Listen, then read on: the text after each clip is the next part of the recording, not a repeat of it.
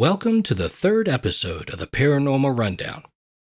In case you missed episode 2, be sure to go back and check it out. Our guest was Father Michael Birdsong, a priest and exorcist for the Charismatic Episcopal Church. We had a lot of fun talking about a whole range of topics from curses to demons to Jason the horse. For this episode, our guest is paranormal author Anna Maria Manalo. JJ will give her a detailed introduction in just a little bit. But before we get started, we do want to make you aware that this episode has several mentions of suicide. While our show is often lighthearted and humorous, there can also be dark and emotional trauma related to paranormal events. We don't shy away from such things, but in this case we felt we should give you a heads up. Beyond that, we hear stories of a Mothman-like creature, swarming cockroaches, haunted objects, aliens, and even deer walking on 2 legs. So sit back, get comfortable, and enjoy the ride. May I please have your full and undivided attention? It is time for the Paranormal Rundown.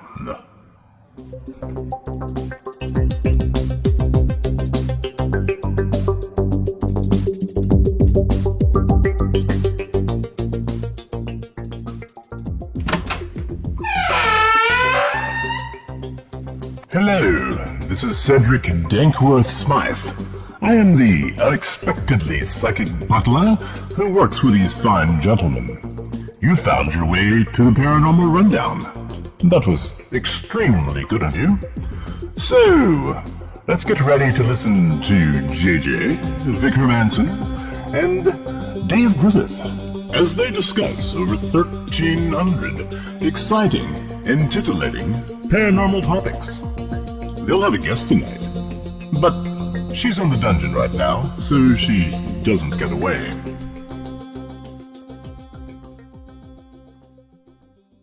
Hello all, welcome back to episode 3 of the Paranormal Rundown, hosted by me, JJ,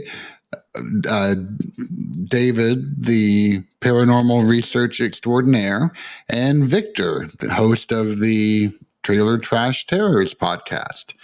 Joining us today is a phenomenal author that you may have heard of, who goes by the name of Anna Maria Manalo. I have interviewed her on Southern Demonology before, had a phenomenal time, and we have remained friends ever since. And knowing that the Paranormal Rundown, which has a list of 1,300 plus paranormal topics, plus random other facts and vocabulary that we like to discuss, we have decided to have a guest on every episode. Last episode, if you have not heard that one, was with Father Michael Birdsong, and today we have Anna Maria Manalo. She is the author of such works as Portal, The Way Through the Woods, Haunted Heirlooms, and now actually has a brand new book that is coming up in just a few days' time. And we will give her plenty of opportunities to be able to speak about that coming forward. But for now, welcome to the Paranormal Rundown. You did a good job with that, JJ. I don't know about that, but I tried. I didn't stumble too badly. So this is Vicar Manson, and I'm the king of the random number generator, and it's my job to come up with topics for us to pick apart and to discuss. So I'm going to go ahead and invoke the random number generator. 1, 2, 3, and let's let it go. Okay. So, Anna Marie, since you are the guest of honor. Oh, thank you. We have the following 6 topics, and you can choose from those, or if you don't like them, we can just find another one. The first topic is King Arthur and Arthurian legends. The second is Sister Maria and her letter dictated by the devil. Yep. The next one is a more of a biblical concept of as above, so below. The fourth one is the Wandering Jew, not as an anti-Semitic slur, but using immortality as a punishment. Number 5 is haunted houses. And number 6 is the legendary bestiary. Mm. Do I get to pick? Yeah, that's your job. You're the navigator. I'm the picker. Okay. Haunted houses for 10 points. Haunted houses for 10 points. Well, why don't you start if you have any experience there? Actually, I have plenty, and I hope you have the time. We do. I was actually born about 10,000 miles away in the Philippines. And when I lived there, the very first experience I had, which is even prior to, I would say, children usually form memories, I would say, around maybe age 2.5, to consciously recall. Right. And that's debatable, of course. I don't know what minimal memories, I would say. Yeah. So the minimal memory that I have of that particular time period was living with my parents in a townhouse. This townhouse was in a rather remote little hamlet. It's not even a town. I would say it was only maybe 2 to 3 streets in size. Behind it was what you would call, it's not even a river. It's really basically a creek with mature trees that line the periphery on both sides of the bank. And that is where I had my very first intense experience with the paranormal. It took the form of something that was called, at the time, demonic. But what remained to me to this day, I could best describe as a Mothman. Do you guys remember the movie with Richard Gere? Well, plus all the yes. John Keel works and Point Pleasant and Silver Bridge, all of that? Yes. So my father was a writer, pretty much like I was, but he centered his writing on poetry.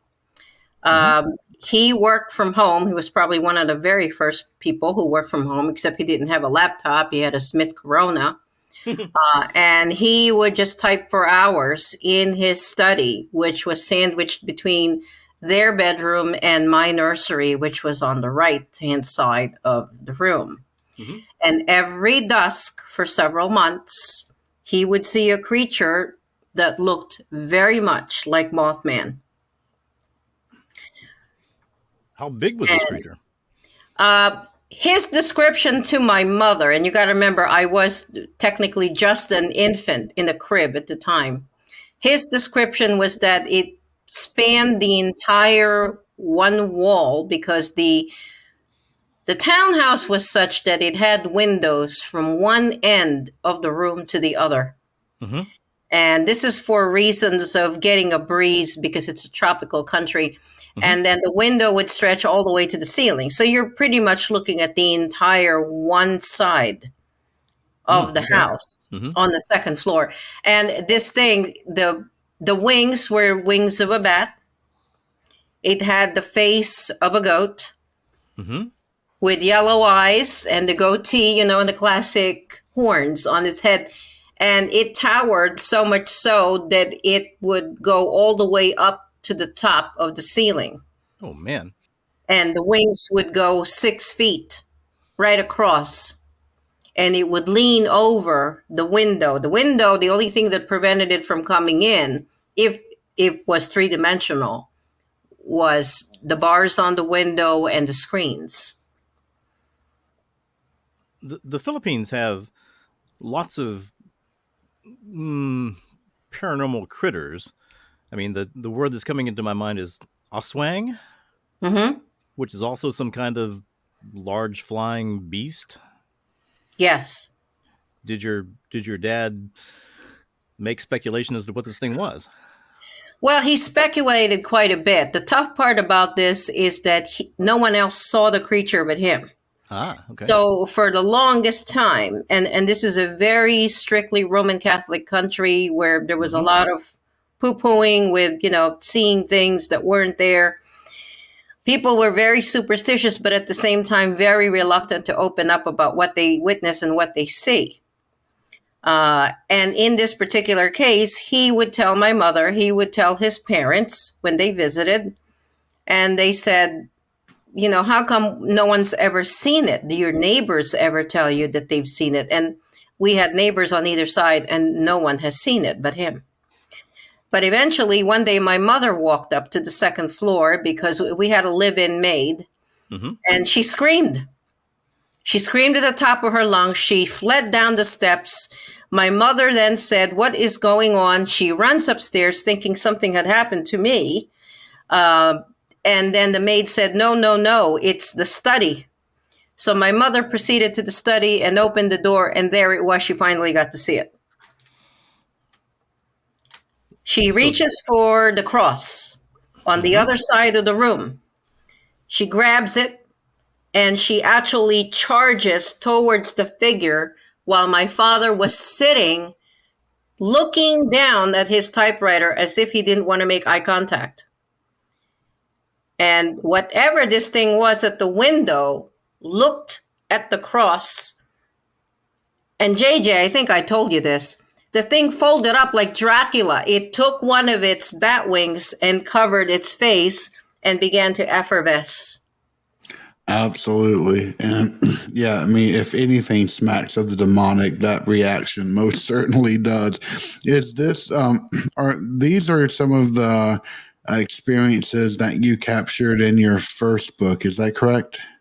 Yes, I did. Actually, I did write about that. At the time, I was working at a school. And a lot of times what happens is, because, we have parents involved and things of that nature, we're kind of restricted in what we can do. So I wrote it under a pseudonym. I made sure no one knew I was writing this type of literature. Now, that must have been a severe balancing act. Yeah, that's a big balancing act. Yeah. Yeah. So do you have any direct memory of this, or is this memory something that has developed because of what your parents have told you? Well, some of it was told to me. Some of it is visceral. When I went to see the Mothman prophecies, I literally fled out of the theater. Wow. I hadn't even thought about that.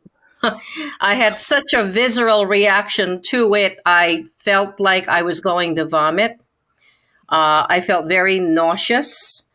I just had quite a reaction, a sense of menace.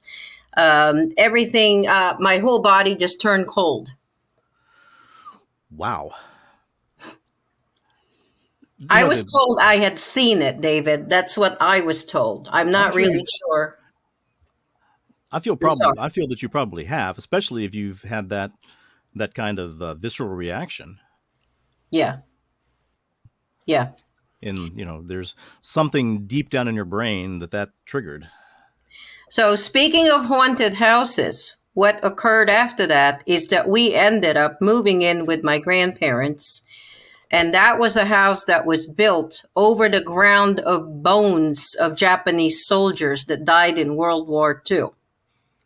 That is never a fun thing. Oh, Lord. JJ. Anyway, what happened there is that on top of the creature following us, whatever it was, my father died because of it, by the way. Well, you can't leave that hanging. No. The creature followed us. It was my mother and I at this point. We went to live with the grandparents, and then things started happening over there, which had already been happening before we moved in. And then they found out that there were bones that needed to be removed from the backyard. Pieces of uniforms, things of that nature. There were all kinds of things that were remnants of the war. And they didn't even know at the time what they had built the house on top of. Wow. Yep. So that's the other haunted house. Can I ask you a question about the Mothman part of it? Yeah, sure. Yeah. I mean, I remember the story from JJ's podcast, and it was horrible hearing about your father. I'm sorry for that. question I have is Mothman, the Point Pleasant and the story around that. I know a little bit about it. In fact, I Mhm. picked up a book about it at a yard sale last week. I'm looking forward to learning more.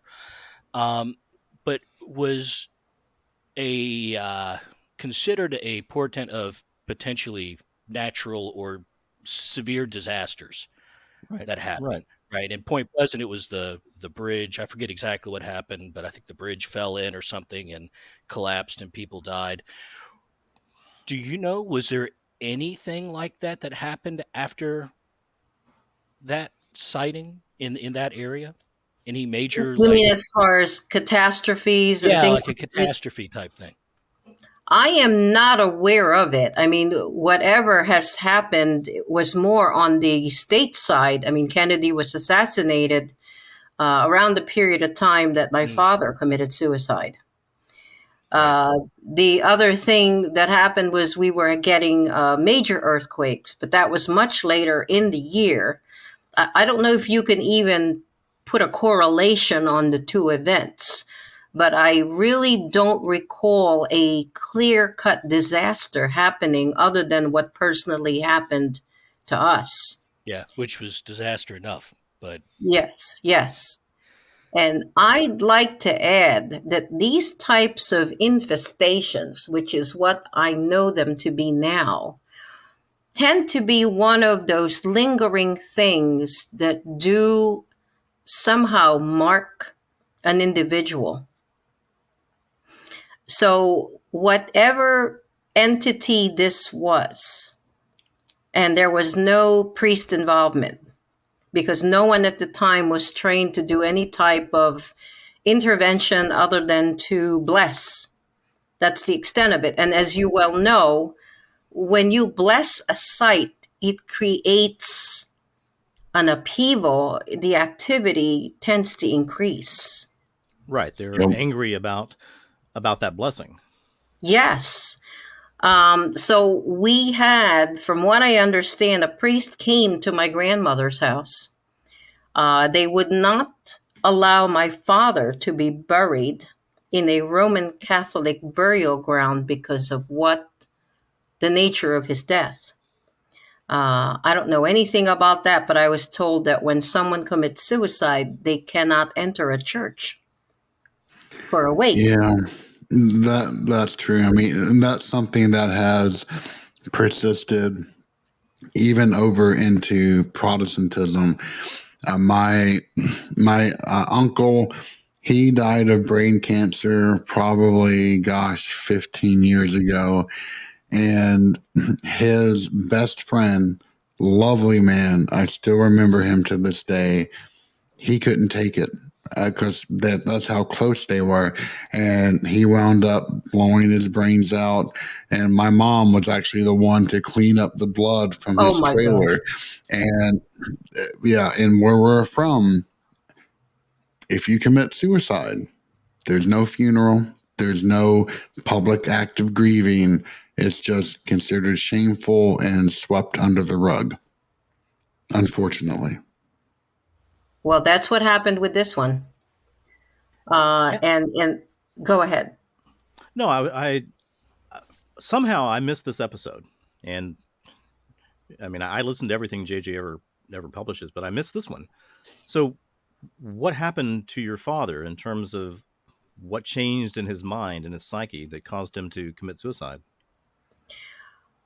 He wrote about this creature as it became increasingly in his own psyche. He Mm-hmm. slept less and less. It Mm-hmm. became more and more invasive. Um, my understanding is that there were several poems that described this creature. Mm. Some made it to the anthology that was posthumously published. Some did not because my mother was the editor, and when she read the work, she herself could not sleep after having read it. It was Mm. so terrifying and beyond conceivable that she just could not wrap her head around actually showing this to someone who would read it. So she excluded it. But one of the things he did tell her that got passed on to my grandmother and eventually to me was whatever this creature was trying to take his soul. That's what he said. And he felt that it was coming through to attack the rest of his family, particularly me.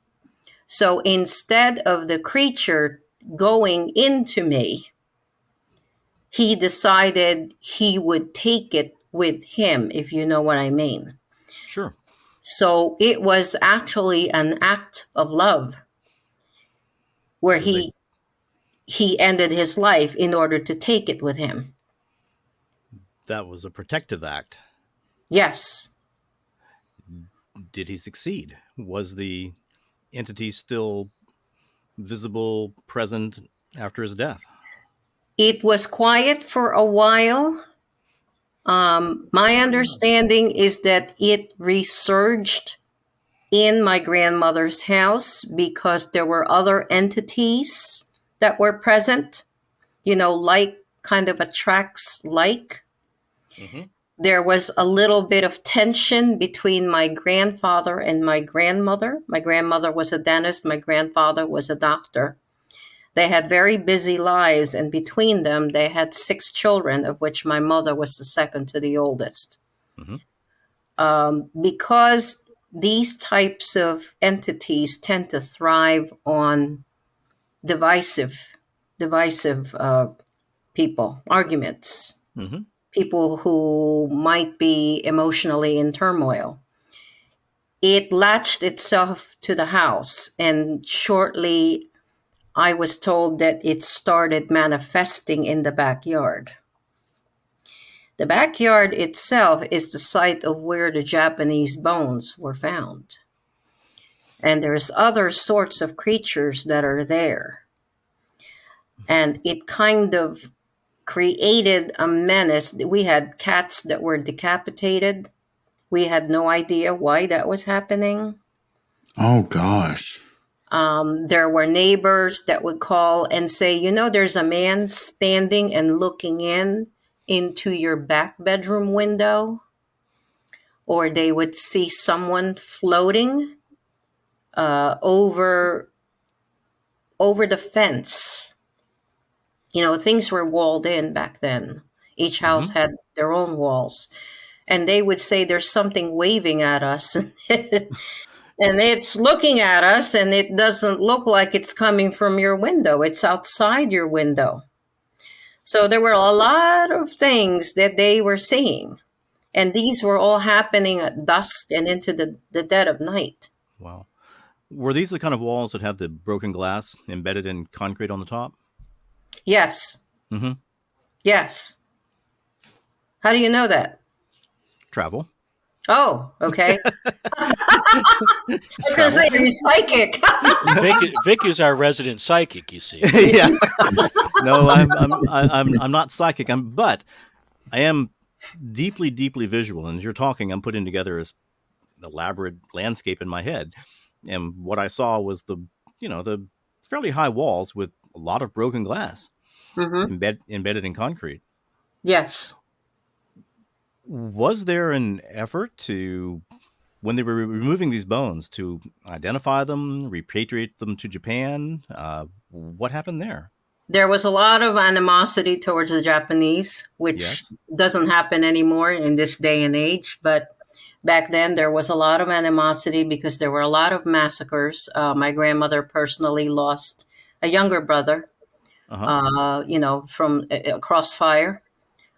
So I think what happened was the government came in and did what they needed to do and exhumed whatever they found. And then it was hush, hush. That was it. But what was interesting was shortly after that, when I was in my teens, I emigrated to the U.S. Well, here. And in the company of my mother, she moved to New York City to take on a position. I moved into Connecticut and lived with an aunt. So for about 5 years, no activity, nothing unusual at all. We're now 10,000 miles away, and then we decide to go back and visit. Mm-hmm. So on the 5th anniversary of our emigration, we decided we would fly back and visit the old country. The grandparents were still there, cousins, etc. were still there. They welcomed us. And then, of course, we went to my paternal grandfather's house, my father's father. Mm-hmm. And this is where it gets very, very strange. So you want to sit down for this one. I'm sitting. We were there primarily to catch up. It was my grandfather. It was my father's favorite brother, who at this point was married and expecting his first child. Mm-hmm. He was the youngest of the brood. So in the course of the day, as the evening wore on, we were invited to stay for dinner, which we accepted. I was sitting in a rather long and sizable dining table, from what I recall. And to one side of me was Yola, who was my uncle's wife. And I think she was probably about 5 or 6 months in the family way at that point. She brought out a bunch of albums. Way back in the day, you just don't save it on your cell phone. They're actually physical pictures. Mm-hmm. So she brought them all out just for nostalgia, to show the whole family when they were young, including my father. Of course, it invariably came back to my father, who was the focal point and the center of where everybody was, looking at where he grew up. That was still the same house he grew up in. His bedroom was still there. We were looking at pictures and a piece of paper fell out. And this is probably now around 8 o'clock at night, because people eat late back in the Philippines, just like they do in Europe. She picked it up from the floor. My mother was sitting on the one side of her. My grandfather was sitting opposite of them. And as I was looking on, she unfolded the paper. It was a very old paper. And she put it right in front of me. And it was my father's death certificate. Ooh. Now, just to give you a history, I never knew what my father passed away from. I've always told my friends in elementary school, oh, he drank a lot and he died of some kind of liver problem. Okay. Or I'd make an excuse, he smoked a lot and then he had a lung problem. I never told him anything different. But I always believed what I knew in my heart to be true, that he had ended his own life. I can say this now like, I'm drinking a glass of water because it's been so long. Right. So when she opened the paper, my mother did not know what it was. And I looked down to find out that he had exsanguinated. He bled to death. Right. And it was right there in black and white. And my mother turned to her, to the sister-in-law, and said, oh, Yola, she didn't know. And Yola looked at me, her whole face turned white, and she said, I am so sorry. I didn't realize you didn't know. And I said, but I do know. Okay?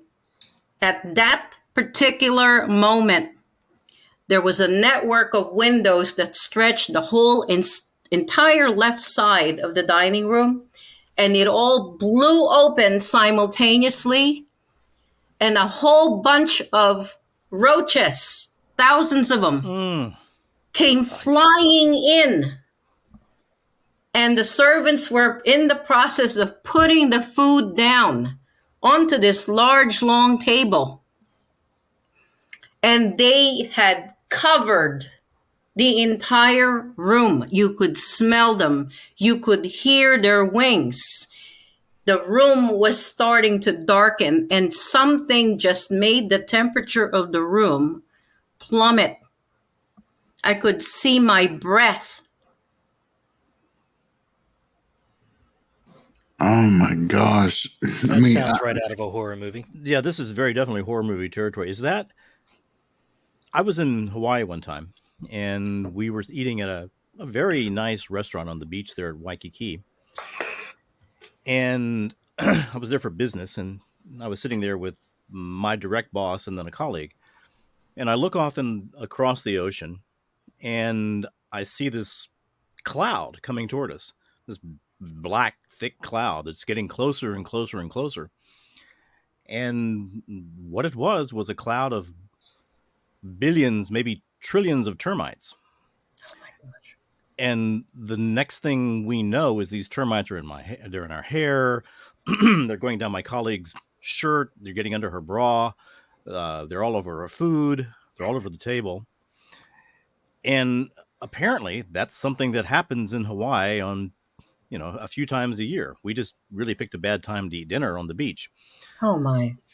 But is that invasion of cockroaches something that happens with any kind of regularity there in the Philippines? No. Okay. We do have them, but not to this extent. And this Wow. is a very, very, this is a neighborhood of people who were very much into their aesthetics and, their paintings and making sure that their trees are trimmed, that type of environment. Yeah. And two of the women that were helping to serve came out with brooms. And my mother stood up. I ran towards the top of the steps to try to escape it because they were flying all over. Oh, yeah. They were trying to hit them with the brooms. This is over the food. So some people were clambering over the table to cover the food. And my mother said, "Stop. In the name of Jesus Christ, you are not welcome here." Good for her. And suddenly they were all gone, like as if they'd never been there. I can't think of a natural reason. What you're describing, Vic, is like when termites will swarm, right? Carpenter it's a ants natural will process there in Hawaii. She's not describing a natural thing. I don't think cockroaches swarm. You don't have colonies of cockroaches. They scatter, right? they don't. And Asiatic cockroaches, I mean, they are just nasty in general. I mean, they fly, they get all over the place.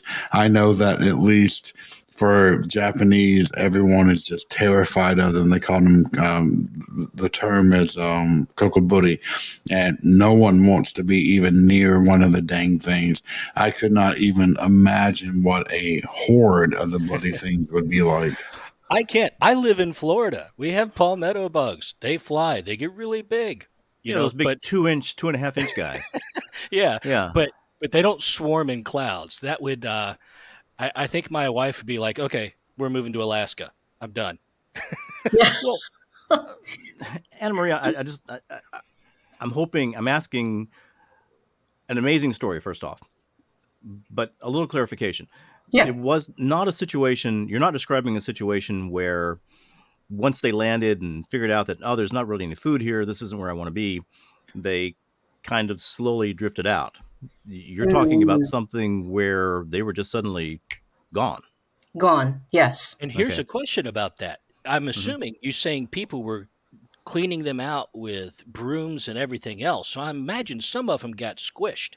Yes. You would Were there think that there would leftovers be of the squished ones, or were they gone too?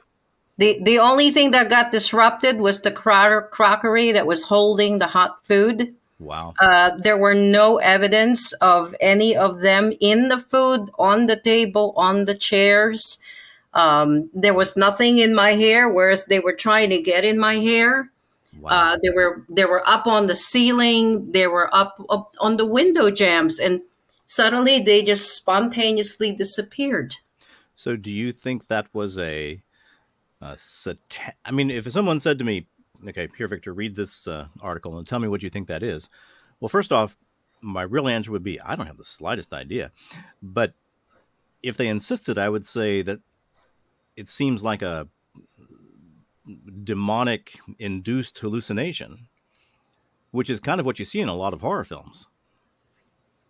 Yes. And it has to be a collective hallucination because Collective hallucination, right? yeah, but my grandfather didn't know how to explain it. He was totally humiliated and embarrassed because it suggested that he wasn't keeping a clean house because roaches are usually an infestation of, a different variety, obviously. Yeah. But, people were wondering, and everybody had lost their appetite for obvious reasons at that point. There was a malignancy, a feeling of real heaviness in the room when they came in. And it got dark in the room. And then suddenly there was light again. They were gone. There was light again. Amazing. Have you seen the movie Constantine? No, I have not. Dave, do you know Probably for the best. What's that? It's probably for the best. Oh, Well, I completely disagree. But I like the movie a lot, I but can't take but Keanu there Reeves. is he doesn't a like Keanu Reeves. That's why. but That is there is a right. scene in that movie where there is a demon. Okay, it's describing a situation where demons are walking the earth and they don't have the right to do so. But Keanu Reeves is attacked by this bug demon, not made of one bug, but billions of bugs. Jeez. That describe it pretty well, Dave. Yeah, that sounds about right. Yeah, it kind of sounds like that's what, unfortunately, your family ran into. And it never happened again, thank goodness. Yes, yeah, nobody's complaining about that. No. Is that the last time you had any activity like that? That was that kind of negative. Is that the last time? No. There's a span of time when things are very quiet, okay, and some kind of upheaval always precipitates it, which is why I always go back to the theory of you always have to have a catalyst. It could either be dissension, it could be some type of conflict, it could be prolonged stress, it could be a health problem, or it could be a haunted object. So, in answer to, I forget who asked me the question. Was that you, David. Victor? Yeah, David. that was David. David. Yeah. Yeah. So, David, in answer to your question, the most recent one that is associated with that, and I will not name it, I refuse to recognize it, is when I visited my mother, and this now comes closer in time to about 2012. In 2012, my mother still lives in Connecticut. She has retired at this point. She lives alone, and she has an altar with the Christ child, the usual altar you would see in a church. She has it reproduced on top of her dresser, which makes it a very, what you would call a sacred space in the vernacular of the Roman Catholic Church. Right. But outside of that, the condominium itself seems to be dark, no matter how many lights you turn on. So into this, I visited her. I came on a Friday afternoon, and by Friday evening, we had gone out to dinner. I was driving her back. I was staying the weekend because I live in Pennsylvania, so it's quite a drive. So I was staying the night, and as I was walking down the hall to prepare for bed, it was coming on at about maybe 11:30, I would say, give or take. I overheard her watching the news on TV, which is what she normally does to end the night. I passed by the thermostat that controlled the heating, and I distinctly heard, "Get out." So, of course, through your normal ears, not like it was projected into your mind or anything. Just no, through my normal ears, my right ear to be exact. So I naturally like to remove all the possible, rule out. Occam's all the razor. other possible explanations. Yes. So I turn around, I walk back down the hall, I check to see the TV, and it's the news. Okay. So it's not like it's a dramatic show where some guy's yelling, "Get out," and someone else, it's the news. Right. They're giving you stock reports and sports scores and that kind of thing. Yeah. So I walk back. I now enter the room, and I notice the room is freezing cold. Okay. Now, this is now late spring. So we're going into not as warm as the spring right now, but it was late spring. It was getting warmer. So then I went back to where I heard those words, checked the thermostat, found that it was set to 70. I walk back in, I prepare for bed. I get into the bed. I had a comforter on top of me. I shut the light off. And this is when you want to sit down. I feel someone try to stab me with something very sharp right between my shoulder blades. Ooh. So my whole back arches up, obviously. Okay. I get up. I shoot out of the bed, turn the light on, take off the covers, and I'm feeling around the bed to see what could that possibly be. That could be a bed spring or something. Yeah, it could be anything, right? There's nothing there. It's nice and smooth. There's nothing there. But then I feel a presence. I feel someone looking right at me. And it's not just they're looking right at me. They're looking as in glaring. But I don't see anything. But you could, in a non-visual way, perceive that malevolent glare. Yes. Okay. So then I thought, you've had a stressful day. I shut the light off, get back into bed, pulled the covers over me, and I'm now lying on my side, and now there's two blades that attempt to stab me from inside the mattress. One by my stomach, the other one by my upper back, because I was lying on my side. So, of course, I can't. I have no idea. I get up, and this time it is freezing in the room. And I feel like it's hard to explain, but it's almost like time stood still. I turned both lights on, both lamps, just in case one starts to flicker and die. And I actually sit at the edge of the bed and I said the entire rosary, because that's what I have with me. I said the entire rosary. In the process, as I kept saying it and got to the end, the room perceptibly warmed up. So much so that it became very comfortable. And then I shut the lights off. I went back in bed. And the next thing you know, it was morning. So the rosary worked. Yes, just like the cross when she held it against the window worked. And this was at your mom's house? This is at my mother's house in Connecticut. Yes. Right, this is her retirement, wherever she lives in her retirement in Connecticut. Yes. Has she described anything like that happening to her? Here is the dilemma with my mother. For the longest time, she avoids anything. I mean, I write horror, as you well know. I probably write the worst that you will ever read. I'm certain that's I not doubt true. that. No, I have read your stuff. It is phenomenal. Thank you.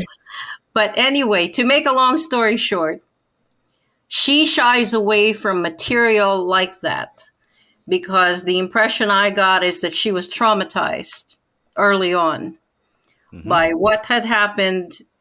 I mean, of course, to my father, as well as what was happening in my grandmother's house. Yes. And then when she was with me with the episode with the paternal grandfather, when that happened, she had no explanation. And she was really convinced that it had reared its ugly head all over again. Which would be horrifying. Yes. So now we're going on into decades here. And then this next one, I was grappling, honestly grappling as to what to tell her. She scarcely enters that room. She has someone come in and clean it. Mm-hmm. She's always just going from the living room to the kitchen to the dining room into the study and into her own bedroom. Mm-hmm. I was very reluctant, and finally I reached out to a family friend. I took a walk down to the local park, ended up at a Starbucks, Mm-hmm. and I called them and I said, look, I need your advice. I just had some kind of an encounter and I have no idea what this is about. And you know, my mother would not want to hear about that. She has to live there. And they said, don't tell her. Let's figure out what to do first. Because she will be so terrified that she might have a heart attack.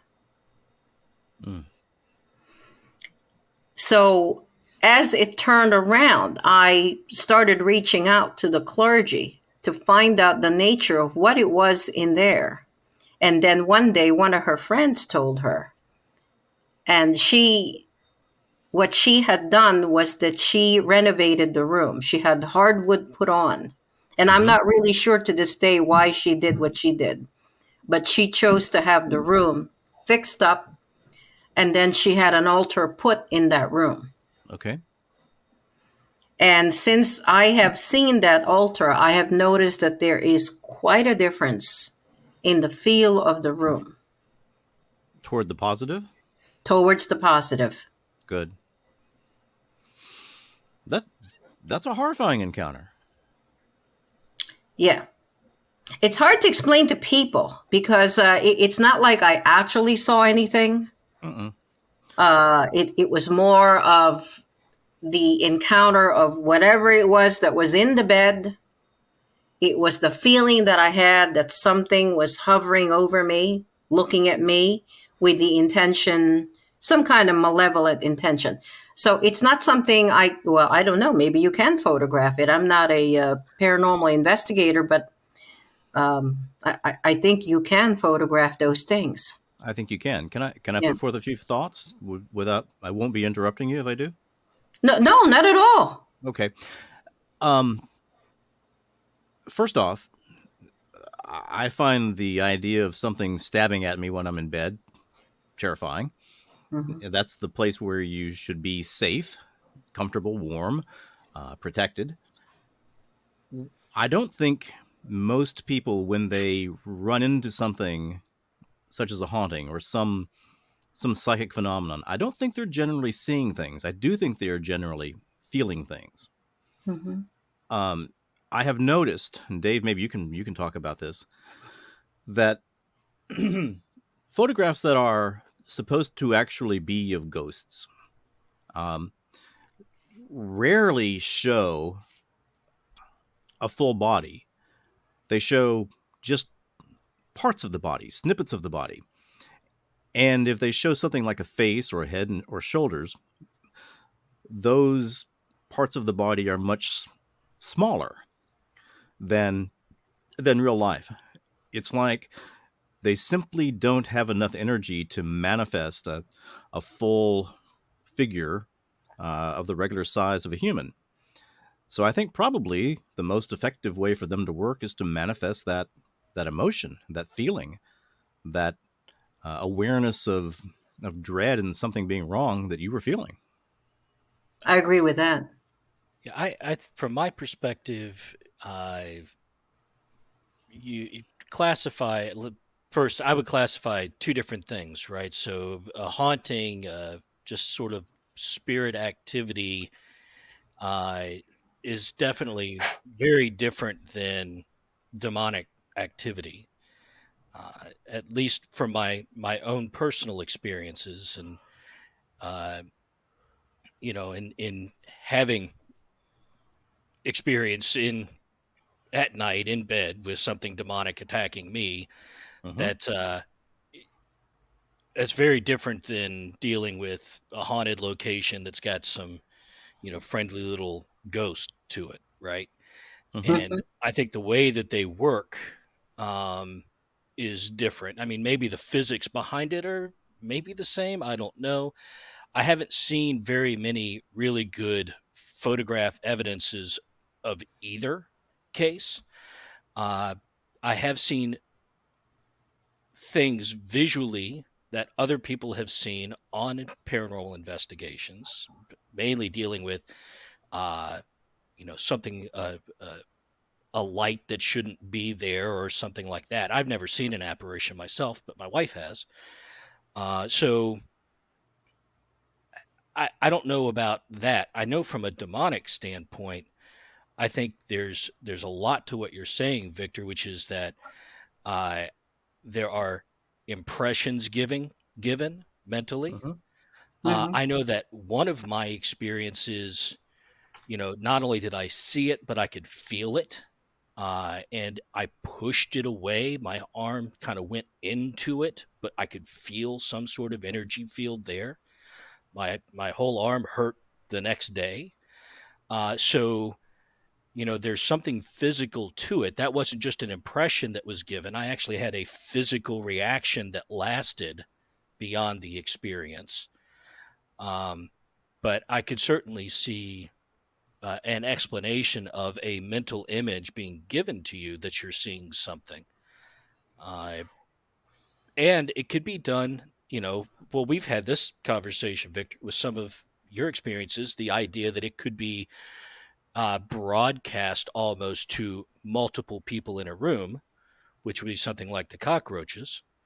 Mm-hmm. Um, Or were they everybody forgetting actually what the actual there procedures. physically? Probably not, especially if there was no, dead bugs left over after squishing them, right? Uh, so, was there some manipulation of light that made it appear that they were there? That's possible too. I don't know. We've talked about some exorcists talk about demons being able to manipulate light so that it appears that something is real that's not. I don't know. Lots of possibilities, but I think when you look into the negative demonic side of things, I think there are more possibilities that are a lot different than just Casper the Friendly Ghost who likes to hang out in his old house. No, Well, the other thing too is, I mean, the more frightening possibility than just light or shadow or hallucinations is if you take the model of Baal-Zebub, Lord of the Flies, then maybe there were real things that are, the sacred animal to whatever beast happened to be occupying that room. But I do have one quick question for you, Anna Maria. If so, I can understand your mom's absolute reluctance and avoidance of this type of material based upon her experiences. My question is, what compelled you to go the other way and to educate people in these matters? I think that for a long time, JJ, I wanted to take the mystery of what we call the unknown out of the unknown, because when you label something unknown and sinister and terrifying, it's fear based, and they feed on fear. They love to mesmerize us and take us aback and shock us and produce paroxysms of terror. That's their objective, because they want to devour us, as my father said, to take our soul. And I wanted to take that out of their equation by saying, okay, we're going to recognize what they do. We're going to learn what the enemy is about. And in so doing, we can now be in a position to protect ourselves from them.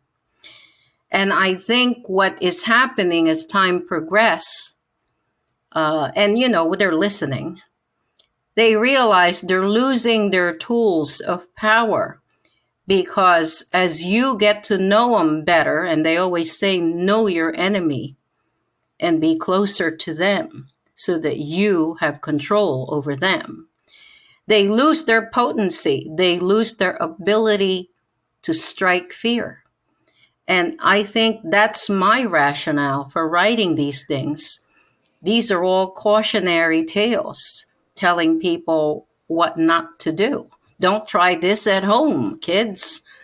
And honestly, I think that's one of the elements that help to elevate your books beyond just, oh, this is a simple horror thing that's meant to scare you. It does seem to encompass that noble intention of educating rather than maintaining that mystique. And I think that's one of the reasons why I really have been drawn to your works. And I'm glad to know that a new one is about to come out. So Thank you, JJ. I try. I try to make it as entertaining as possible. I try to be as clear as possible what these things are, and I at the end show what their limits are, because they are limited. They can be conquered. When they attack, everything is destroyed. It appears, but really, they don't really have the means to be as superior as they think they are. And I'm not going to say that in a dare. I'm just basically saying that they are limited. exactly. That's why we typically were classified the demonic as preternatural rather than supernatural, that they're locked into either a time, a place, a person, but really the main point is that they are limited. Yes, they have gross abuses of power. If you give them that power, they can do almost anything, but you have to give it to them. I agree. Well, speaking of your new book, why don't you take a minute and tell us about it? Yeah. Okay, this is a book that I actually chose a co-author. The co-author is the person whose memoir it is about. The book delves into two lives. One, you will see there's a dualistic quality to the book. One is on the positive, the other one is on the negative. Tom, my co author, represents a positive path in his evolution spiritually.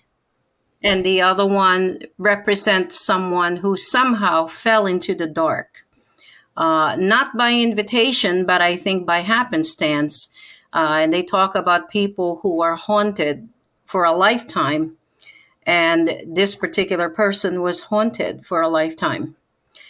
The inspiration from the book just came out of a conversation one day. Tom and I had been friends on Facebook for a long time. You know how there's a lot of people like JJ, we met on Instagram, you know. Social media has taken some potency in the sense that people who normally would not meet. And in the process, they find their interests, their commonalities, their values. And in this particular case, we had in common an interest in lifetime abductions. Tom is primarily a ufologist and a pattern researcher. He looks at patterns between sightings of UFOs, earthquakes, land masses, certain topography, and things of that nature. I was, on the other hand, interested, as you know, in the supernatural. And together we thought we would create a book that showed those two sides of the coin, and how something that's disparate actually is part and parcel, probably different sides of the same realm. So the book starts with his life being nice and sedate until he notices he's missing time. He goes into lucid dreaming, and in the process meets two American Indians that are standing on either side of his bed. Tom doesn't understand the significance of it, but it goes on. And then one day he opens social media to find there's a Facebook group that meditates on purpose to elicit sightings of flying saucers. Okay, let's not talk about to try to generate these sightings. to try and generate these sight apart from thought forms. Okay, I want to This put that sounds a lot caveat. like CE5. Yes, exactly. So then he meets up with the gentleman who is part of the membership, and he invites him to cross over to Connecticut, saying that they could really see UFOs based on meditations and things. Tom wasn't so sure, so it took a while for him to think about it, and then finally he decided, I'm going to sleep on it. So sleep he did, and one night he had the two Indians manifest on either side of his bed again. And the message he came out of it was, you don't need a group, just ask. So Tom wandered out into his patio in a nice, cool summer evening after dinner, and he sat on his Adirondack chair. He closed his eyes, and he meditated, and he asked. And he did that for several weeks without fail. Finally, he had his first book that was completed. He uploaded it on Amazon, and on the evening of it, his wife calls him to the living room. Tom, come down here, quick. So he rushes down the steps. He comes out to the living room where there's a nice huge window, picture window, and there are these lights. They're huge orbs of red light coming across in pairs right across his window in the sky. Total of them were 9. Kind of like just passing in review, as you would say in the military. Mm-hmm. And she said, what are those? And he said, well, they're certainly not planes, and they don't look military to me. I have no idea what they are, but they're pretty big. It looks like it's less than 500 feet away. That's 8 close. months later, I'm sorry, go ahead. I said, that's close. Yeah. So 8 months later, he uploads the second volume of his book. That same evening, he is sitting in front of a lake, Lake Winnipesaukee in New Hampshire. His wife is sitting next to him on a bench, and they're looking out, and he hears telepathically in his head, look up. So he looks up right across the water and above, and there is this huge luminous object. It literally lit up the entire area. And he touched his wife, Rita, and said, are you seeing what I'm seeing? And of course, she's terrified. Let's go inside. Another 8 months goes by. He uploads the third book. He is driving on the highway. Suddenly, the highway is all clear. And he sees a pinprick of light approaching his car as he's driving down the turnpike. It gets larger and larger and larger. And finally, boom, it hits his windshield. And the windshield shimmers with static. And then it slides off in a sinusoidal pattern, like going up and down, up and down, up and down. And he thought, well, that can't be an insect. It's too big. Why did it do that to my windshield? He was aghast. It didn't break his windshield. Well, the windshield was very hot. It didn't break it, but it was very hot to the touch, according to him. Mm-hmm. So not once, not twice, but 3 times when he asked, in a pattern, right before he uploaded the book, he had these sightings. And then there was more. He started sending questionnaires out to try to find people who were actually abducted. And you're going to get crazy people out there. So he had probably 50 responses. He weeded through the ones that he thought weren't legitimate. It came down to several, and then it came down to 5. And one of them was this woman who lived alone. And that's what this book is about, the other part of this book. So here's what happened. Tom said to me, you need to call this woman. And I don't know her. I get a lot of requests from people to write stories I also have a blog, so I put in a short story in there every couple of weeks that I hear about from different people. If you're familiar with my first book, Portal, that was actually a compilation of a number of years of different stories from different people all over the world. Partly autobiographical, but also partly other stuff. In this one, he wanted me to home in on this lifetime experiencer. And when I say lifetime, it really truly is. She lives on an isolated part, and I'm not allowed to say exactly where, but for the purposes of the book, I wrote a fictitious little town tucked into a tiny corner of Connecticut that borders New York. And it began for her when she was about 6 years old. And what I did with this particular book is that I used a lot of backstories to support why what was happening was happening. Backstories can work one of two ways. It can give you a glimpse of the reasons why things are naturally occurring at the present time, but it can also pull you away from the suspense. And from what I could tell from people, readers that have read it so far, some people really love the backstory. Some people feel it pulled them away into more like fiction land, but it's not. I assure you, it is not fiction. This is all true according to this woman. Correct. So back in 1955, soldiers from World War II had already been back. They're rebuilding and getting married and having families. One of them was a gentleman who was a trooper inside a tank.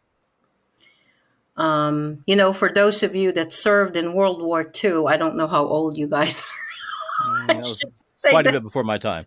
Yeah, quite Just a little. Just a little. So when you're inside the tank, there's only 5 of you, basically. There's the gunner, and then there's the guy that's in the back. I forget what he's called. There's the guy that loads the ammunition, and there's the guy that peeks through the porthole to see what's coming up. And then there's a guy there that just sits there and shakes all day and saying, "We're going to get killed. We're going to get killed. We're going to get killed." So anyway. That's my job, by the way. That's your job. So Shailene's father was a lieutenant. And the way the story goes is that his tank battalion, the 5 of them, had stopped. He needed to answer the call of nature, so he leaped out of the tank and started running, as obscurely as possible. We're talking the fall of Germany at this time. So you're close to the Rhine River. If you geographically look at Germany, one of the major areas that were ransacked by U.S. forces was a huge city whose name I cannot remember. It's not Frankfurt. It might be Hamburg. Hamburg. It might be, yeah. There's several large cities in Germany. Yeah. And many of them were essentially destroyed during World War II. Yes. So there's one that is on the Rhine or close to the Rhine River. And when Germany fell, they crossed the Rhine and went into this town. Everybody was burned to death except for him because he did that life-saving act of answering to the call of nature. He comes back to get out of the tank. Yes. A few minutes. Okay. He comes back. Everything is, one guy's leaping out of the tank. He's aflame. The rest are dead. And so he got reassigned to a different tank battalion.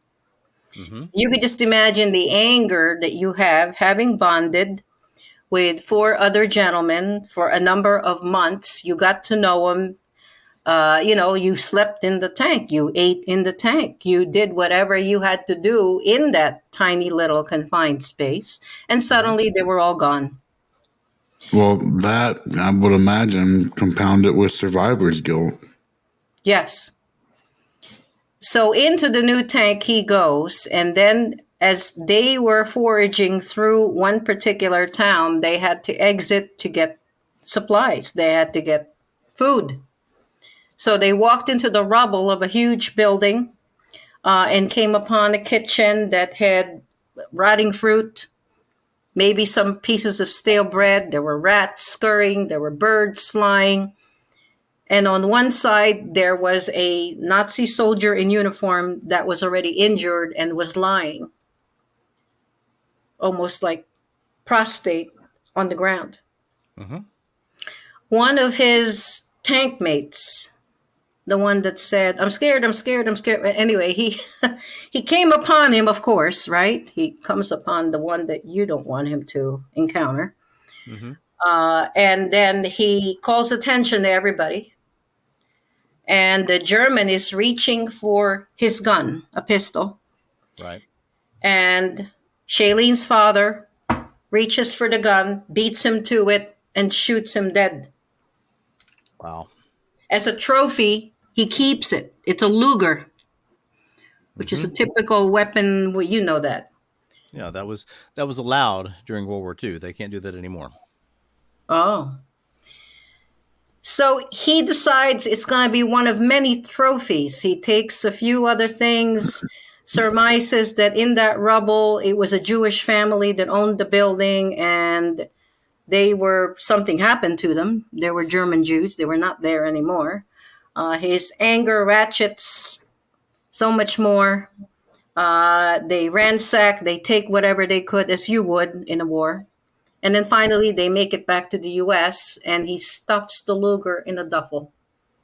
The duffel makes its way into the pantry of his family's house. His oldest daughter, Shailene, opens it one day after school and sees the duffel bag. You still have the stains from whatever. She nudges it with her foot and it moves. So her mother, thinking she was prone to hallucinating, childhood flights of fancy, discounted it, but then told the father when he came home from work, your daughter's trying to disrupt whatever is in there. Well, he's alarmed, as any father would be, because there's a gun in there. Mhm. Takes it out, and this is where things, like this bad horror movie. Why did you do that? Are you crazy? Right? Mhm. He climbs over her bed where there's a crawl space into the attic, and he deposits the gun up there and promptly shuts the trapdoor to the attic. So now the child, only about 5 or 6, is lying right underneath a ceiling that is holding a Luger that has killed thousands of people during battle. You know where I'm going, right? There are many places you could go, but Okay. yes, I think I kind of do. Okay. So about a week after this happens, something is materializing from the ceiling. It is an amorphous black cloud, according to Shailene, from what she recalls. She shut her eyes and then she couldn't move. She found herself paralyzed like a night terror. And then the next thing she knew, she opened her eyes and there were 4 children standing at the foot of her bed. And they look like they've been through a bomb blast. Their clothes were tattered. Their eyes were bloodshot. They looked like they were starving. And they had this look, this blank look on their faces. But they had no feet. And that's where it all begins. Hmm. JJ. When you say, go ahead. I'm sorry, JJ. Go ahead. Oh, no. Go ahead. I, I'm finding myself not knowing where to go next. When you say where it all begins, what does it all involve? Well, it went from sightings of that nature Mm-hmm. to where one day she decided they were all losing so much sleep. She was just a child. She had a younger brother. This youngest sister of the three was still basically in a crib. Mm-hmm. And this thing kept coming out of the ceiling. And she was terrified to go to bed. I would be too. She couldn't tell her parents because they were distant from her for some reason. Her father seemed very cold to her. And so she never really bonded with either one of them, which I thought was strange. But as time went on, as they grew up, they had to deal with whatever was in the ceiling. And then eventually, the whole building, they were in a building which the father owned. And now down in the bottom, the ground floor, was a grocery Mm-hmm. that the father ran with a brother in law. One day, that all just burned down, and she was so relieved because she knew that whatever was in the duffel and in the ceiling was gone in the fire. Little did she know her father had retrieved it while they were Mm-hmm. gone and Mm-hmm. had put it away, and so it had escaped the fire. Why the father did that, nobody knows. But the next thing that happened, and you have to remember, this is a series of interviews, Victor. I had to call her, maybe talk to her every couple of days in a given week, Right. starting in November, actually late in October and into November and into part of December before the holidays, before I finally sat down and started writing this in January. So she's now in her 70s, and some of the information she had was starting to get sketchy. Right. That, as would happen. Yeah. And so when she got engaged was the next event that really was indelibly etched in her mind. She told that to me in such a way that she felt like she was reliving it. They were in a car. It was her fiance's car. And they were driving to her parents because now the parents were living in a house that was on the outskirts of the town. This is still the same town. They had just purchased a trailer that they were going to live in, away from the town a little bit. So as they were done with that, they were going to her parents for dinner. On the way there, they had to cross a wooded area, woods on either side of a narrow road, Mm-hmm. when suddenly something just sat on top of the hood of the car, the trunk. It was so heavy that the motor started straining. And her fiance looked at her, looked at the rear view, and he said, "Don't look." And he started to get very pale and shaky. She wanted to look. She turned and he said, "No, no, no. Don't look. Make sure your door is locked and the window rolled up." Back then, Mm-hmm. this was, in the 60s at this point. So the window was rolled up. She was looking. She said, "What is it? What's happening? Why is the motor laboring like that? There's something riding in the back. I don't want you to see it." He started trying to push the motor to its limit. He was pushing on to get to the parents, and she said, "Where are we going with this? We're going to go to your parents. Don't do that because I don't want whatever it is to get to the parents' house." So they're moving along, and he decides, we're going to go back to the bar where our friends are, and we'll deal with it there. He then makes a quick turn, and you could feel the car pull, she said, to one side, because whatever it was seeking purchase. And they heavy. gunned it, and it's heavy. Mm-hmm. And they're getting to, when I first heard the story, I thought to myself, honestly, this is Bigfoot. Yeah, It makes sense to me. Yeah. Yeah, it makes, doesn't it? It Yeah. smacks of big. So they get to the town limits, and suddenly it lifts off. It's gone. Okay? Mm-hmm. They park again right in front of the bar. They dash out. They go tell their friends. One of the friends says, why don't I just go with you? She turns to her fiance. What is it that you saw? Because you told me not to turn. I'd rather not tell you, was the reply. I hate that. Yeah. So now it's playing with her head, right? It makes it worse because he won't tell her.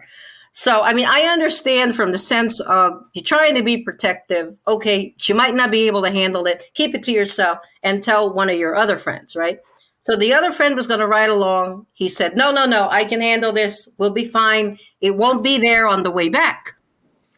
They get back in the car. They go again right through the same road. Once they enter the wooded area, it jumps right back on. So now they're in a dilemma. It's now scratching the roof of the car. You could hear the nails. They finally get to the parents' house. And she said, don't call them, don't honk. I don't want them to come out and get hurt. He brakes the car. They're on the driveway. He shuts off the motor. And then she turns to him, where is it? Where is it? And he said, it's right next to you at the window. Don't look. So she cowers towards him, kind of like, she's trying to hug him, trying to get away from it. And guess what happens next? Comes through the window. No. The fiance tries to strangle her. Oh, okay. Okay. He's trying to strangle her. She's fighting for breath. She's pulling away. Suddenly, the door behind them, okay, the driver's side door, because he's now facing her with both hands on her throat. Door falls open. He faints and falls right on the driveway. At this point, there must have been a scuffle. The parents come out. They see him. Her mother screams, what's going on? He's fainted, yada, yada. Meanwhile, Shailene's gasping for breath. So you tell me, what is that? I don't have the slightest idea. I don't have the slightest idea. I do have a concept that I have talked to JJ and Dave and some other people in our group. I call it the paranormal zoo. And one of the guests on my podcast, I asked them, he was a paranormal investigator. I said, look, what's in the zoo? We hear of ghosts and we hear of demons and we hear of other things like what you're talking about here that doesn't seem to fit into any reasonably defined category. So one of my goals over time is to quantify what's in the zoo. What are the various creatures that are in the zoo, whether they're supernatural, whether they're something else. I mean, certainly an 800-pound Bigfoot would be enough to change the path of your car if you're sitting on the trunk. But this doesn't sound like something that was a physical being. I mean, this was something that was capable of, I suppose, possessing the fiancé. Yeah. And how are these things classified? I don't know. I mean, I suppose it could be a situation where there's an overarching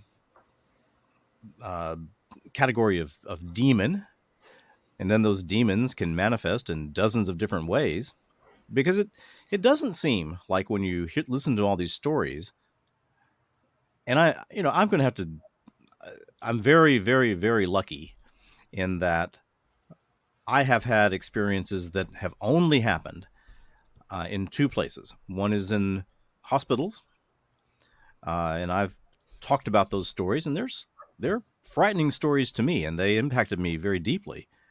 And then some things that happened when I was a child, that one of which I very much thought was a monster type thing that turned out to just be a regular human. But there were others. But when you're talking about this, excuse me, sorry, this situation where whatever this thing was, it kind of seemed to be bound by space. When they came out of the woods, it wasn't there on the car anymore. When they went back in the woods, it shows back up, and then it seems to have a horrible impact on the fiance, whom I can only assume was the kind of guy who wasn't normally planning on choking his girlfriend. Yeah. I was very puzzled when I first heard this. Mm-hmm. I was so puzzled that I had to call her back a couple of days later when I looked at my notes, and I thought, I really must have missed something here. Mm-hmm. Because I could not wrap my head around it with what little I know of Bigfoot. I've never had an encounter. I have no idea. What little I know of creatures that could be out in the woods other than missing 411, which is a totally different story. Yeah, so I called her again. Mm-hmm. And I said, I want to make sure I have your facts straight. At this point, I had a signed permission form. I just want to make sure I have the full story. And she recounted it to me, and it was the same. Mm-hmm. So I asked her, what do you think this was? And she told me that she felt she had actually seen it a few weeks later when they were on their way to the site of the trailer. Mm-hmm. So, you have to remember this was, I'm trying to think now, 70s, and people were driving around in a small town with nothing to do on a Friday night. It was one of those nights where they went to the trailer, but they weren't married yet. So they were still, living separately. Mm-hmm. And they were driving around looking for something to do. And they end up on this country lane. And she looks at her fiance. She's talking to him. At this point, she's a little concerned about him, needless to say, because of what he did. Mm-hmm. And some people would say, we're going to break this off because you have a predilection to something I'd rather not deal with. But anyway, she persevered. He was fine. And then she was talking to him. And she was actually looking past him to see something standing by a barn on the side of the road. And what she told me was it looked like a humanoid. It had a reptilian cast to it. As in green? As in green and scaled. Scales, yeah. Yeah. And it had a weapon or some kind of ammunition belt, and was very strange in the way it was looking right at her. That would get my attention. And it had claws, lobster claws for hands. Huh.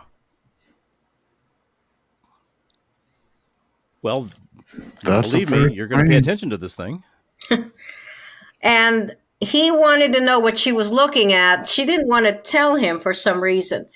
There's an aspect here that disquiets me, because my understanding of malevolent hauntings is one of the things that they try and do is separate people. Very much. Instead of them coming together to say, this is what I saw. Yeah, that's what I experienced. This is the total opposite. He didn't share with her what he saw in the back of the car. Mm-hmm. She's not sharing with him what just passed by.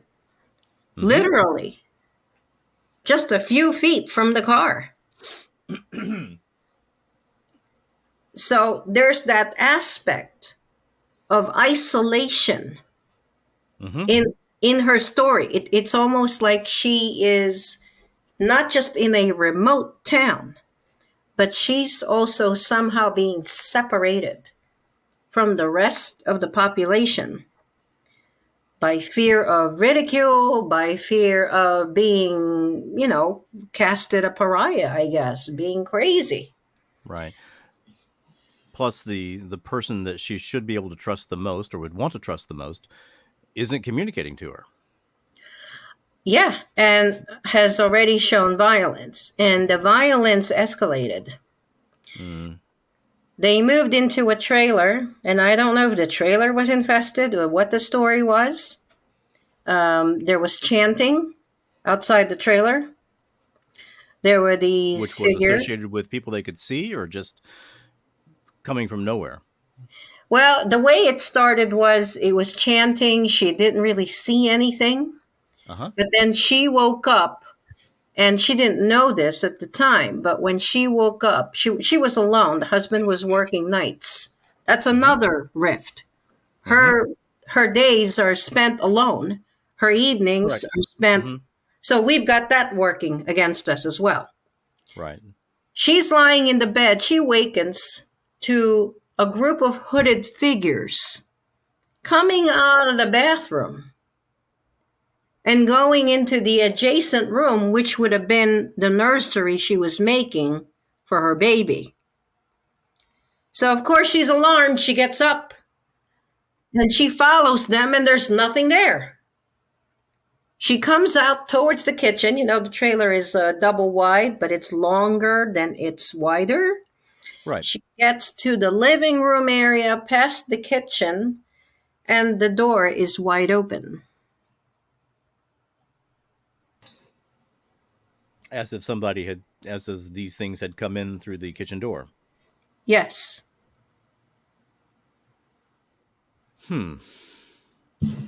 Well, at this point, I'm looking for a dumpster to live in. One that locks. yeah, one that locks. Yeah.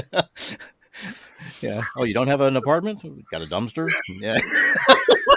Solid steel, big lock. Solid steel. Yeah, we'll deal with that.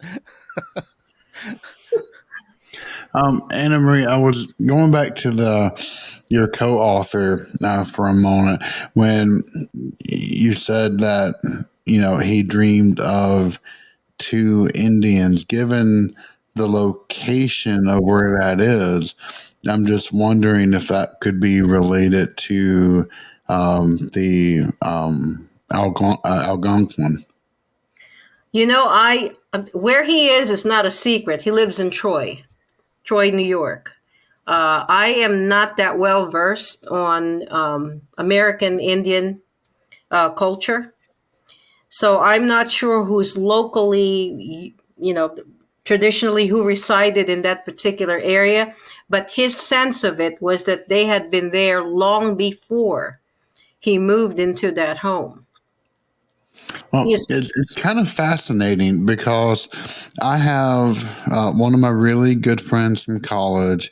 He lives in central New York State, and he actually just completed his PhD in the Algonquin standing stones, which he specializes in kind of Jungian archetypal dreams, and that's what he did his dissertation on. And those stones have such a rich history to them. In fact, the lady who is now currently leading the language resurgence of the Algonquin peoples, she had a dream where she had some of her ancestors speaking to her in some language she did not recognize whatsoever. And then she was driving through a particular town, saw a name, and she recognized the name. And that actually prompted her to begin studying it and getting others involved. And now it's actually taking off again. So I know it's tangentially related, but I was just kind of curious because of the location itself. His interpretation of these two were that they were his spirit guides, that their goal was to protect him and make him realize that he was, a quote unquote, the way they said it, embedded into the plan.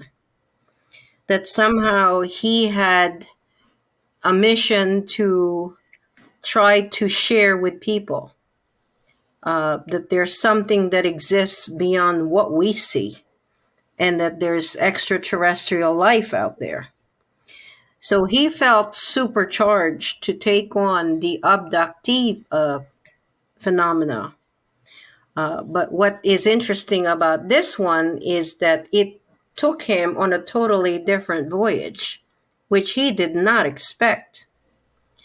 Well, and I was curious about that, how that ties in, because he put the article out there, or an ad, right? Looking Yes. for people that had experiences similar to his. Mm-hmm. Does her experience, and I don't want to ruin the book for people, but does her experience eventually turn into, is there a tie-in with something UFO like? Or Let's put it this way. I will tell you this.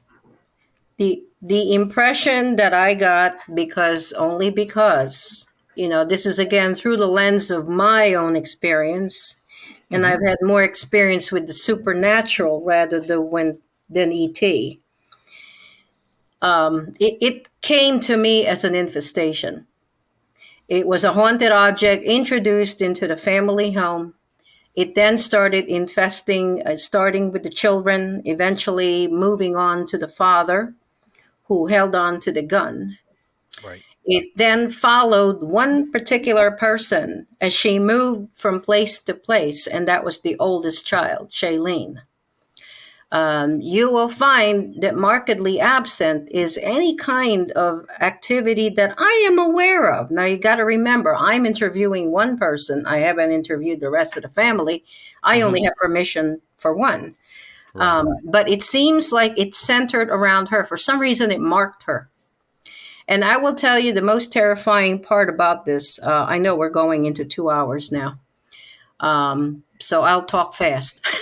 If you're not tired, I'm not tired. We're good with nice long conversations. Don't worry about that. Okay. I was trying to find meaning, and I wanted, the way I wrote the book was I wrote their story concurrently.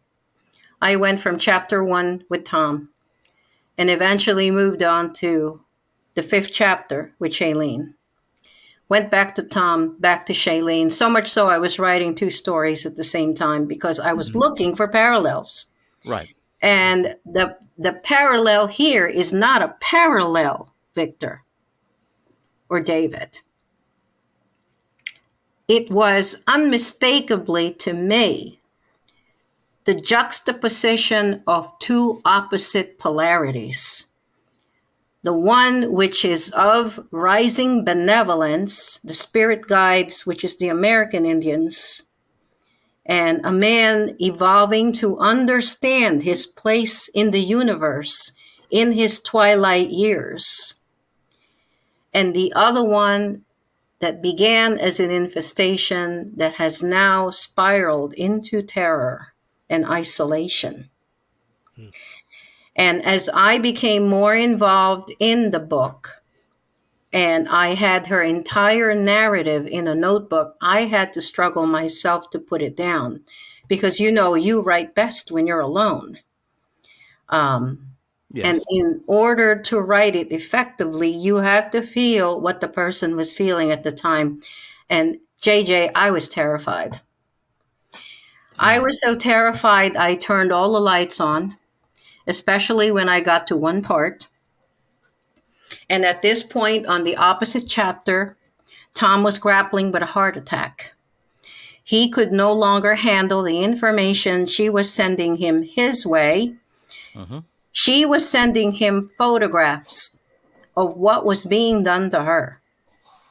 He had to take a step back. He had to take a mental vacation from the whole thing.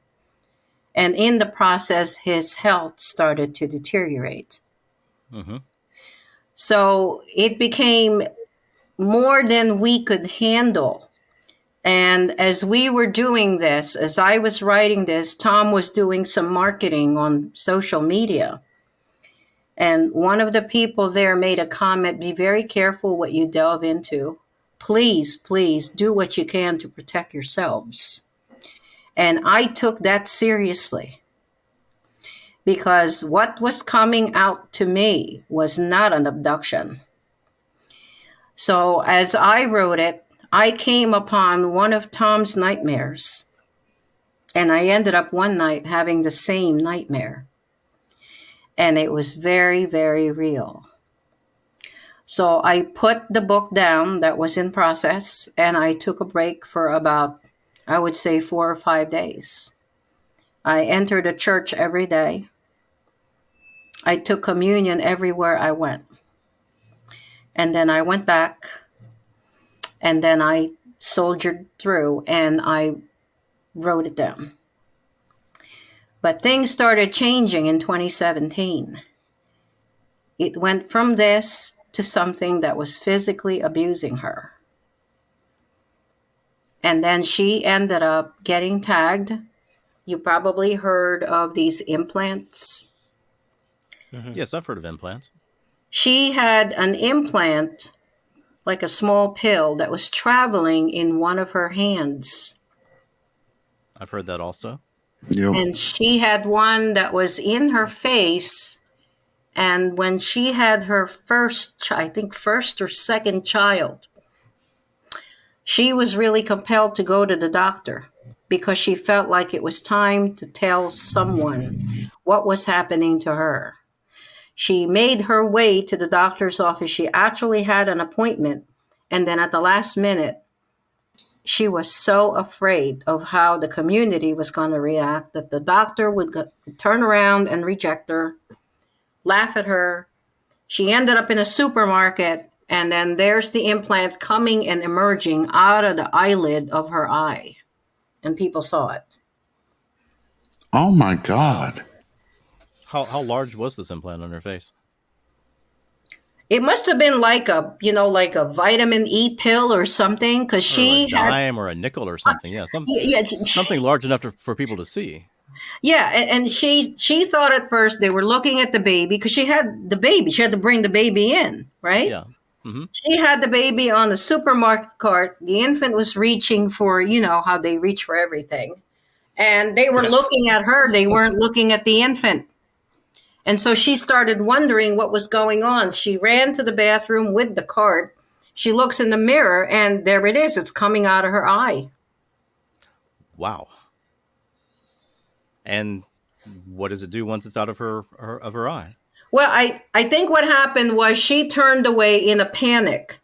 Uh-huh. And it must have been reabsorbed because the one that was in her hand was reabsorbed. She picked it up because her husband saw it. And as she put it on her palm, because there was a dog, she was afraid the dog was going to get it, it reabsorbed itself into the palm of her hand.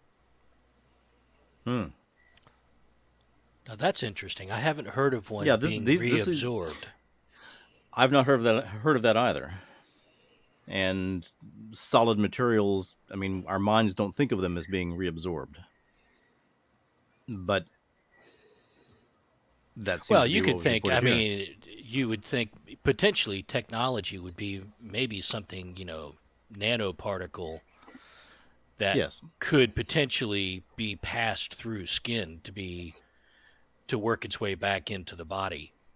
Mm-hmm. So I could think of a technology that might allow that. Not one that we have, but I think I could think. You're not going down to Walmart to get this.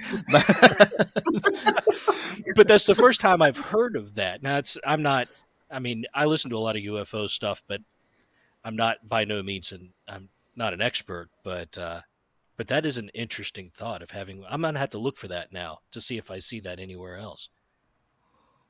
Well, I was sitting while you were talking. I was sitting here thinking about people I've interviewed in the past, and this is the 8th instance of people waking up to Native Americans by their bed that I've run into. That's interesting to me because I probably haven't interviewed more than 20 people, and 8 of them have had this experience. That's interesting. That's a pattern. That's a pattern.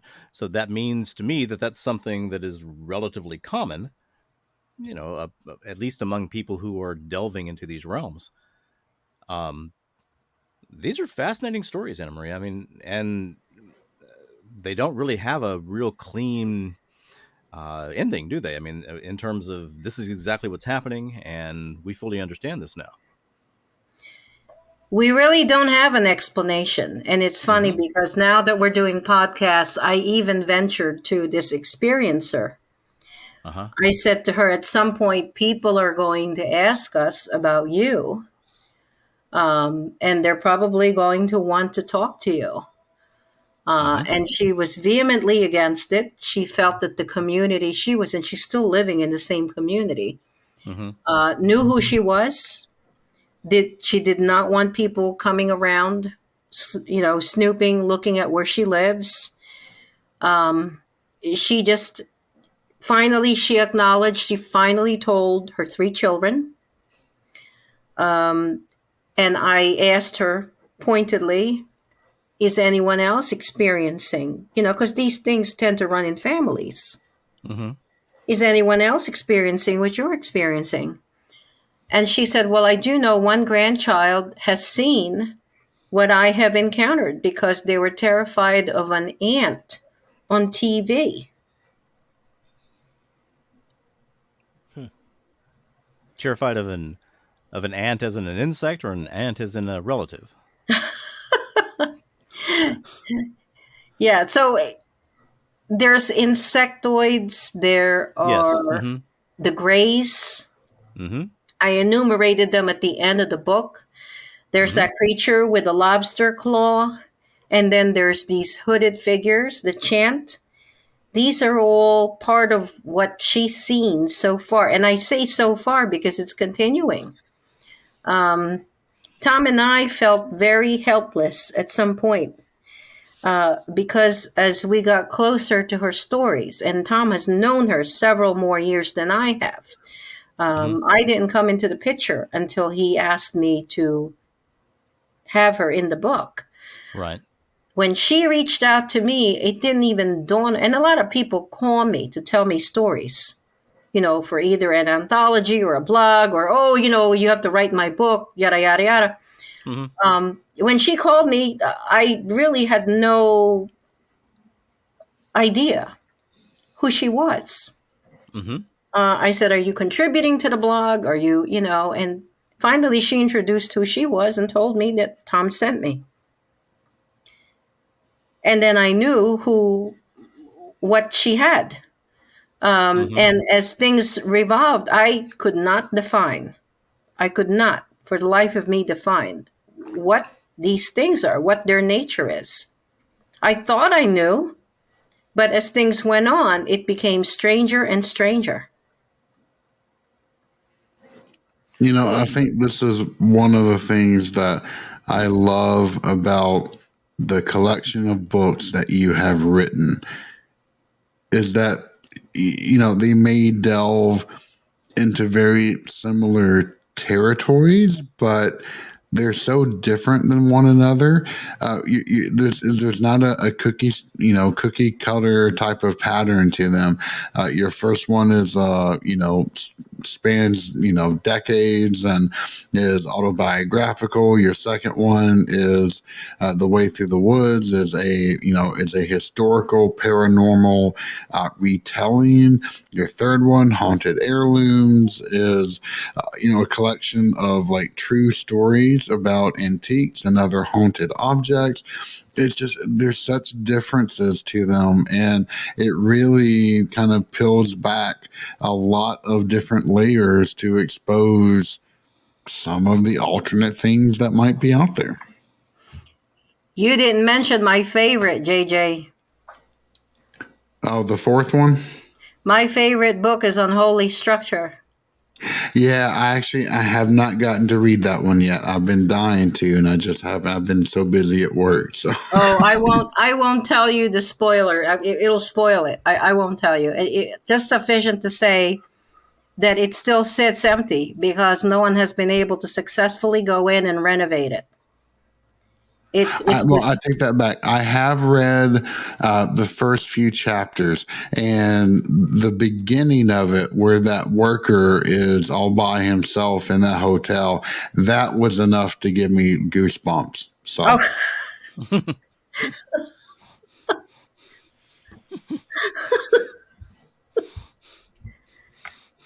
well, he quit.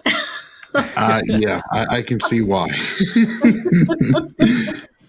So, why don't you tell everybody how they can find you online and etc. Well, they can find me on Goodreads. The latest book is already uploaded on that one. We are giving giveaways for the next month of night visitants. I am also giving giveaways. I can't talk anymore. Through my website, which is under my name, AnnaMariaManaloAuthor.com. I can also be found on Facebook, TikTok, of all things. Um, Sometimes I talk on TikTok. It's interesting how that happens. I am also on Instagram and once in a while Twitter. But And Facebook you is have your probably own. the. What's that?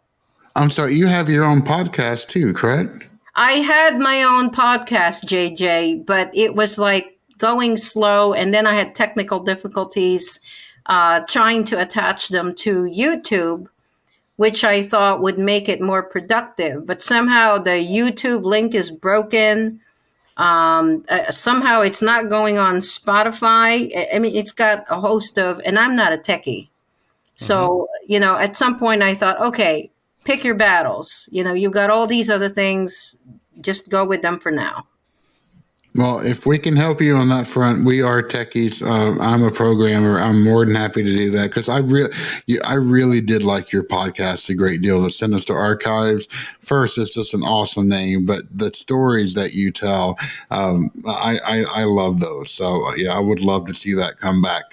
But I know you're also busy, so no Right, pressure. JJ is an expert with the web material and building these sites. I'm pretty good with recording and figuring out ways of making things sound good. Dave knows a lot about the websites also. We'd be happy to help any way we can. Oh, thanks so much. I didn't know you were listening, JJ.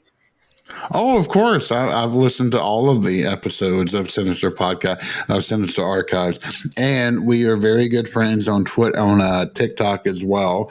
I've seen all your videos, and I like them all. So yeah, it's definitely find her there. Do you know what your handle is on TikTok?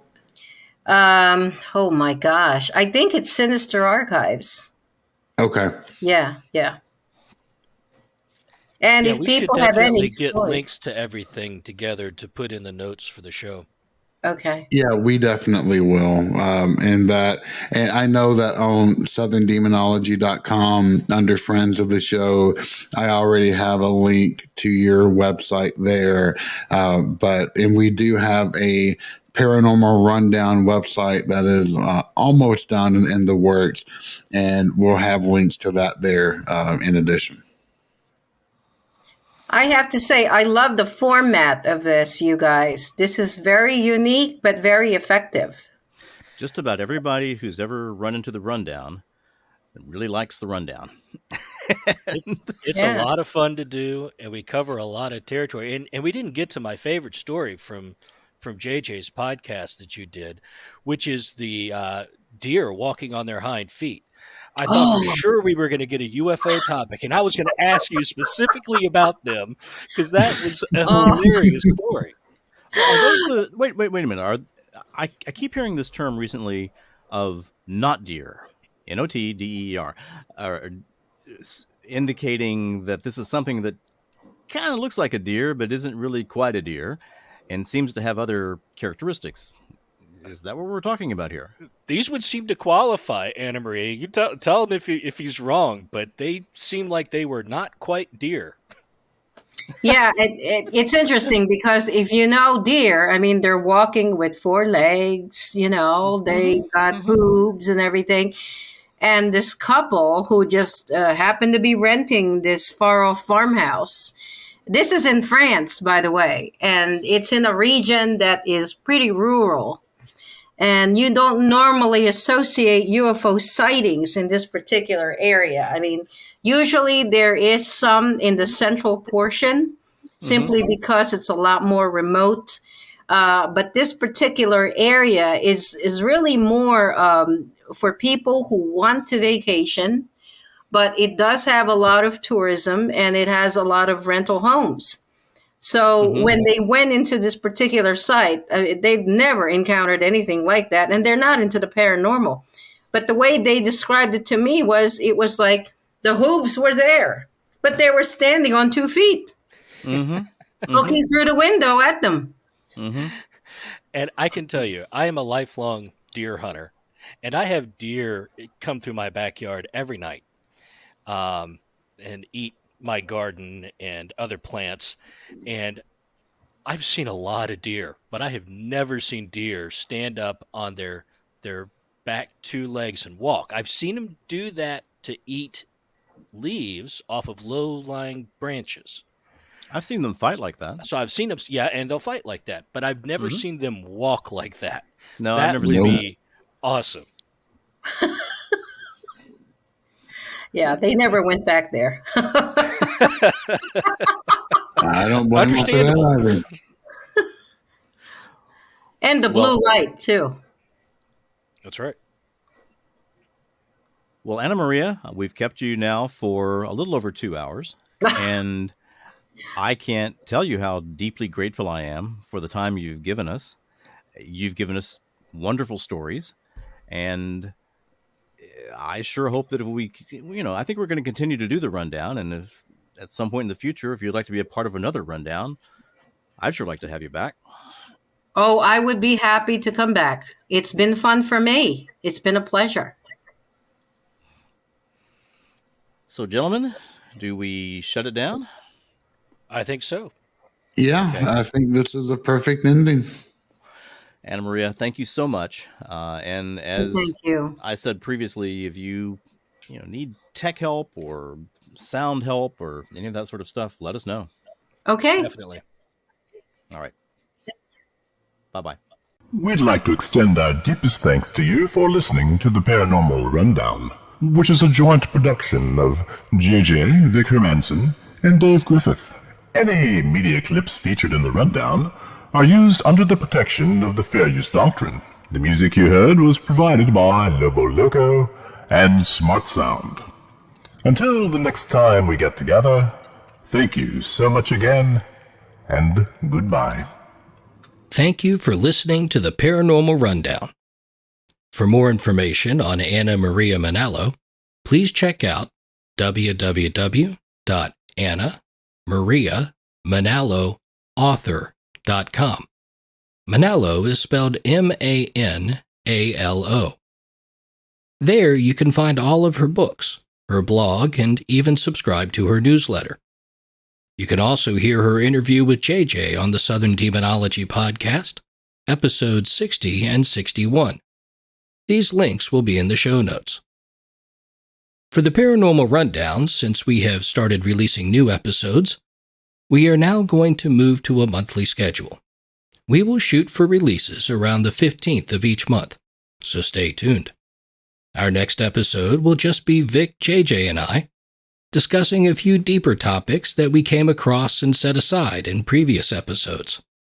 In the meantime, please feel free to contact us at feedback@paranormalrundown.com. Tell us what you love and perhaps even what you hate about the show. And I am sure that Vic would really appreciate topics that you would like to see added to the list. I just know that he is secretly hoping for the Paranormal Rundown 2000. So, we'll see you soon.